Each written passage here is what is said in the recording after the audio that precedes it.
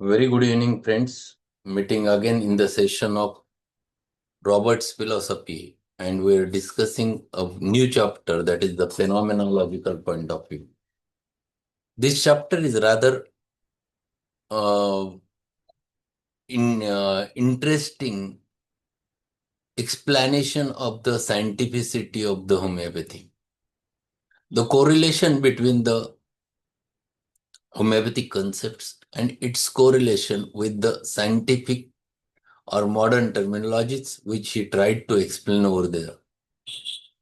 He's explaining, instead of vital energy or dynamic energy, he's explaining it in the form of a potential energy, kinetic energy. He's explaining the atom, its structure, the energy saturated in the nucleus, and how with the help of succussion or trituration we liberate this energy, the nuclear division which we used to do. Then he has explained about the differentiation of the dynamic laws as well as the statistical laws. In yesterday's lecture, we have discussed that in length, that we learn right from the start, early childhood, the statistical mathematics. And that mathematics is material mathematics. And when we enter into the field of dynamics like homeopathy, the statistical mathematics never works. The two things are different.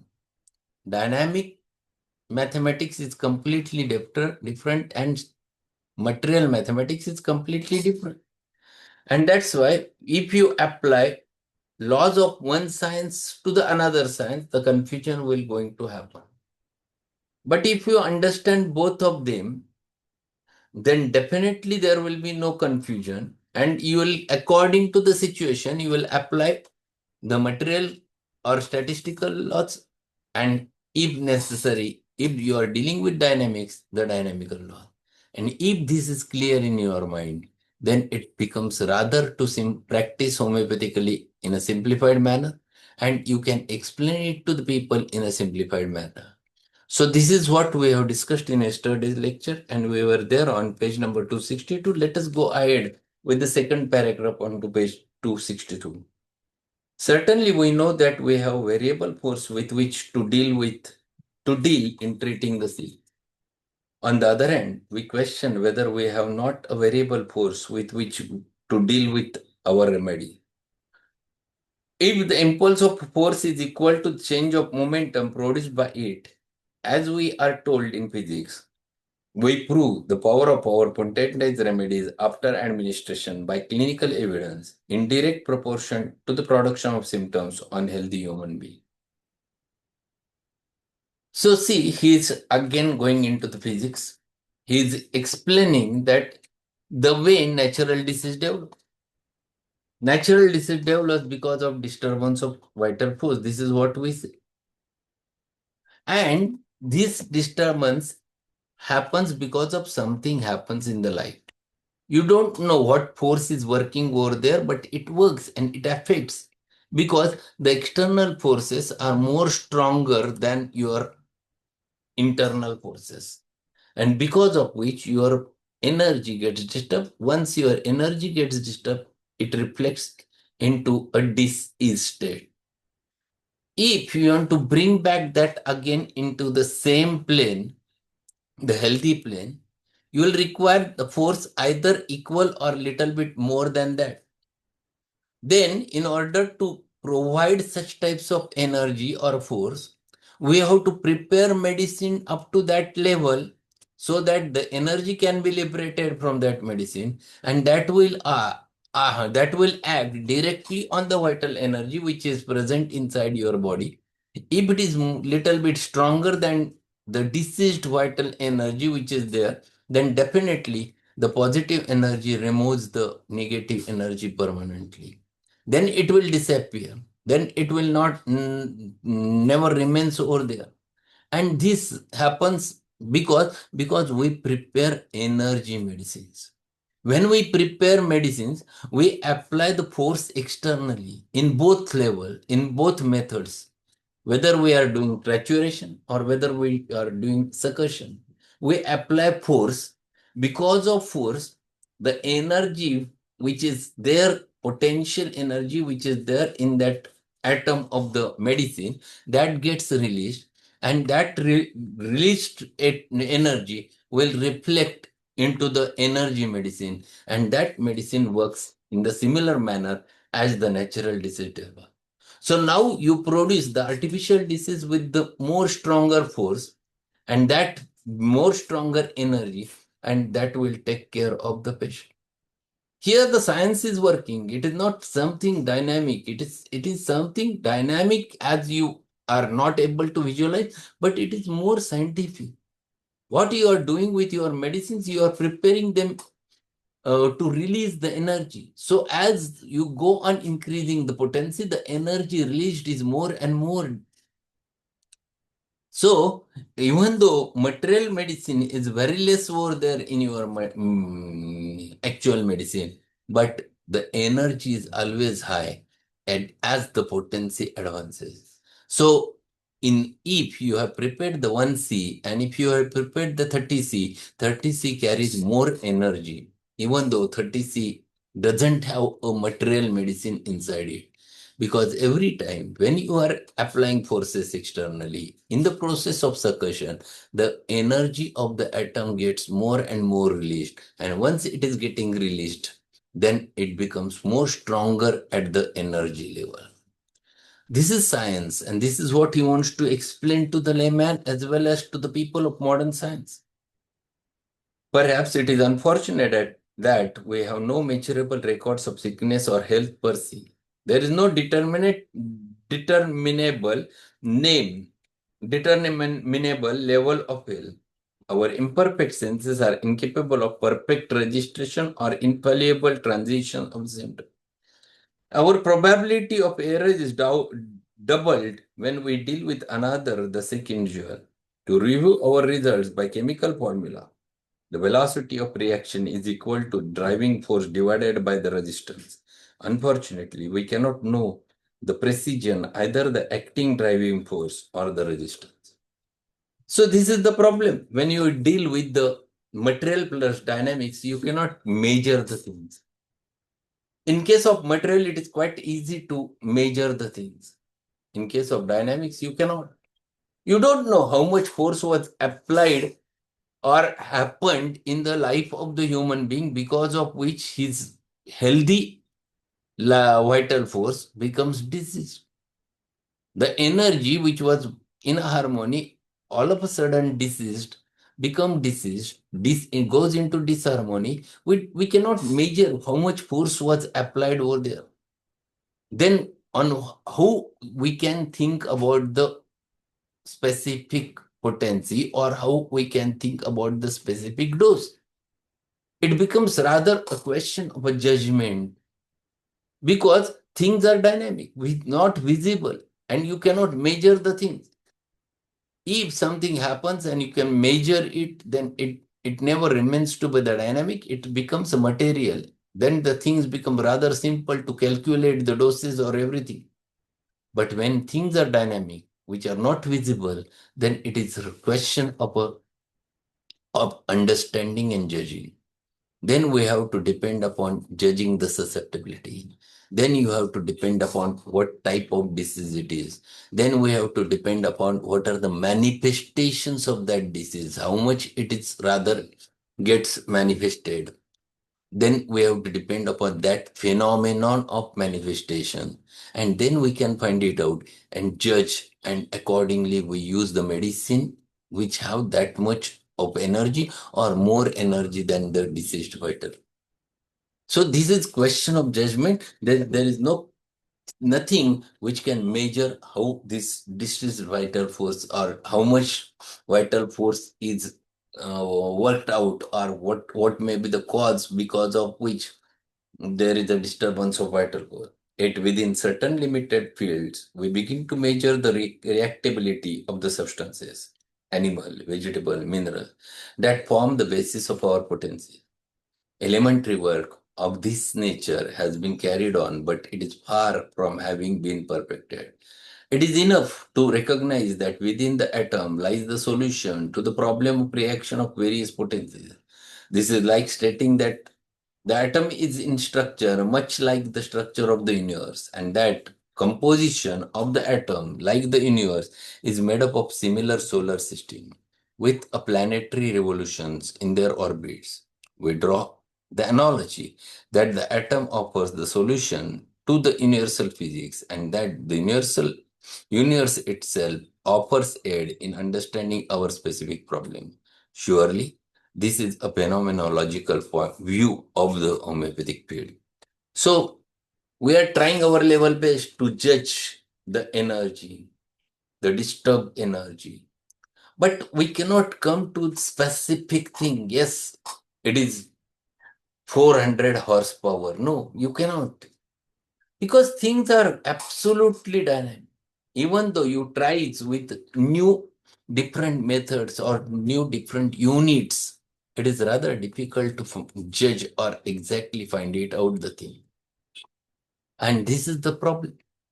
Then you have to depend upon what patient has presented, how he has manifested, what what is the phenomena of disease in that patient specifically, how this reflects in that individual, everything which you have to take into consideration in order to judge that patient, his susceptibility, and then we have to go towards the potency.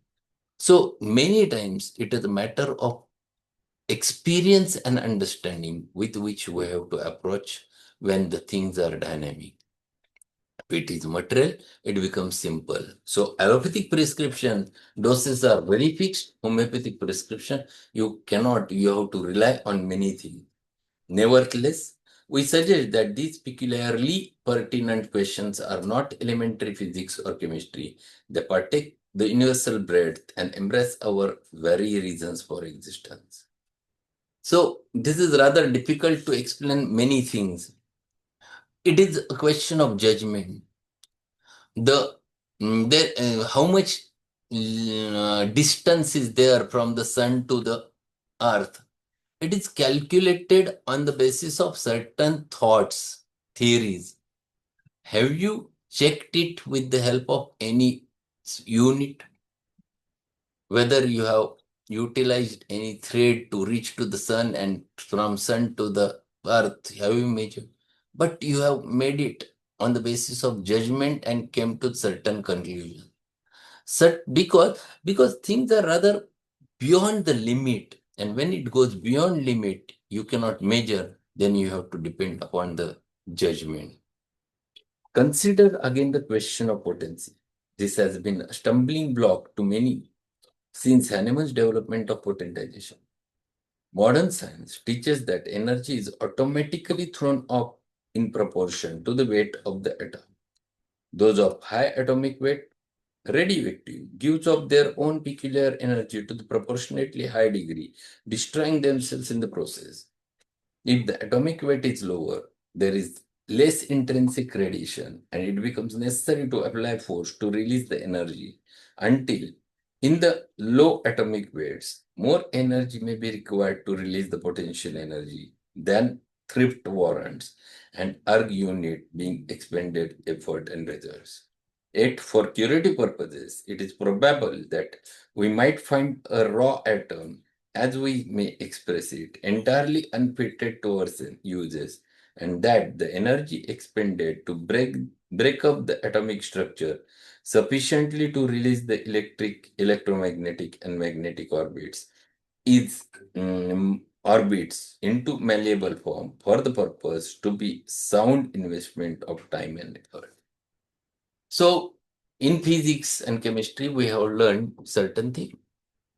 If we go with the higher atomic weight elements, for example, radioactive substances, which are having a very strong atomic weight, and those are the substances which themselves, without doing anything, applying anything externally, they goes on releasing the radiations, the energy outside.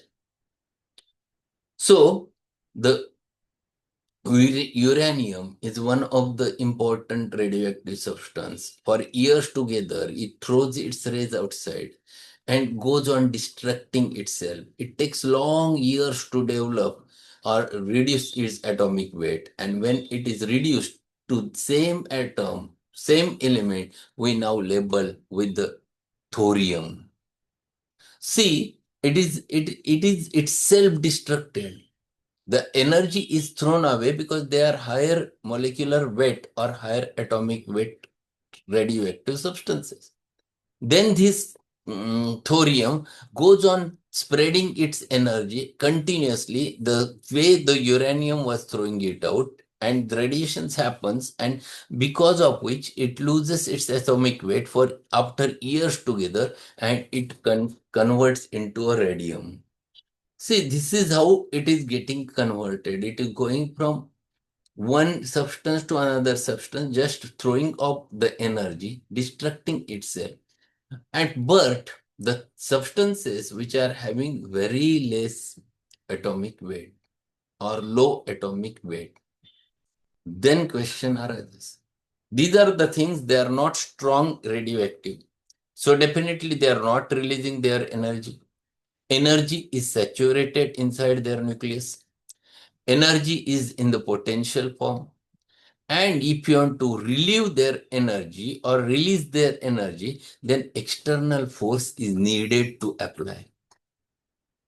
For them, it is necessary to apply force in the form of succussion, in the form of trituration, because of which you go on applying force and the energy is getting released from those substances in which it is saturated in the potential form.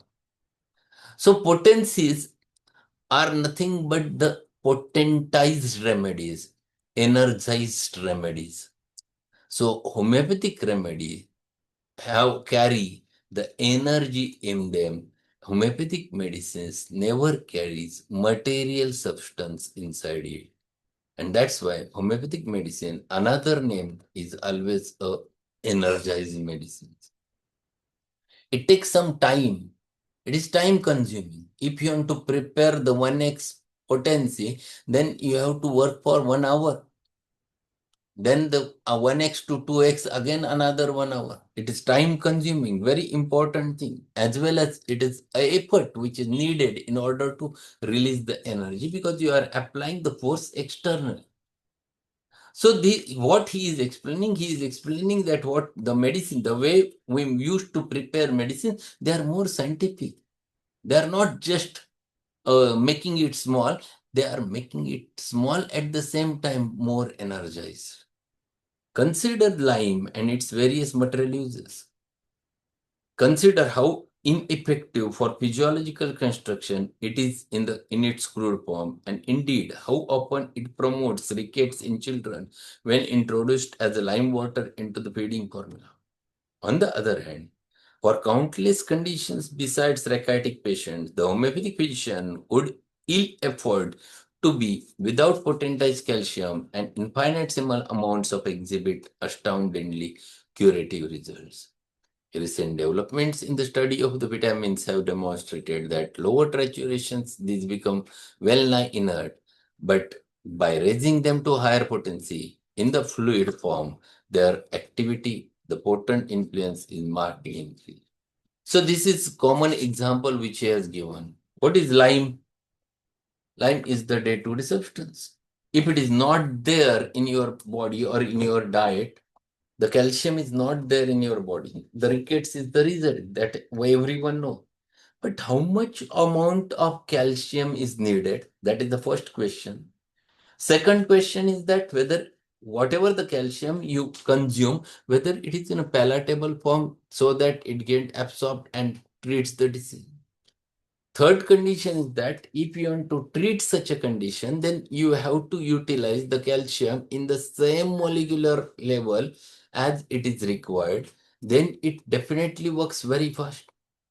So, giving a calcium in crude form never produce immediate results in the patients of rickets, but the same homeopathic remedy in the potentized form works very fast because it releases energy very easily. At the same time, it works at the molecular level. So this is the difference which develops because of using a potentized or energized medicine. And in last paragraph, which we have discussed just now, he explained the same thing. As you go on increasing the potency, definitely the matter becomes more and more strong at energy level, and it works strongly. Vitamins, when given in crude form, works little less. If you give them or you make them fine, that they works very fast. And that's why if you go with the modern medicine also, they have started reducing the contents. And that's why they are using it in a different units. If vitamin E is given 200 international unit, this is a different unit. It is not milligram. The units which are used generally are either international units or very fine microgram. Thyroxine to the patient, whenever it's provided in hypothyroid cases, they used to give it in microgram, 25 microgram, 50 microgram, 75 microgram, because they also started understanding as you reduce the dose and make it more fine, it penetrates more. And this thing which he wants to explain over there, it is in homeopathy, we never just reduce the dose, but in homeopathy, we used to do one more thing. We used to energize, to release the energy along with making it small. And that's why it is more potent. It is not just fine, but it is more potent, more stronger, more energized. So he is explaining the concept behind potentized homeopathic medicines and how they are very scientific in their preparation and how they are not just a placebo effect. The concepts he tried to explain in a scientific manner in this chapter. So that's all for today. Tomorrow there will be holiday on the occasion of the Ganesh Chaturthi. So for all of you, it is a festival. Everyone, so it is a festival. So Ganpati Bappa Moria, and tomorrow we'll take a holiday. We'll meet again a day after tomorrow at the same time. Thank you and good evening. Happy Vinayak Chaturthi, sir. Thank you. Thank you, sir. Have a good evening. Thank you.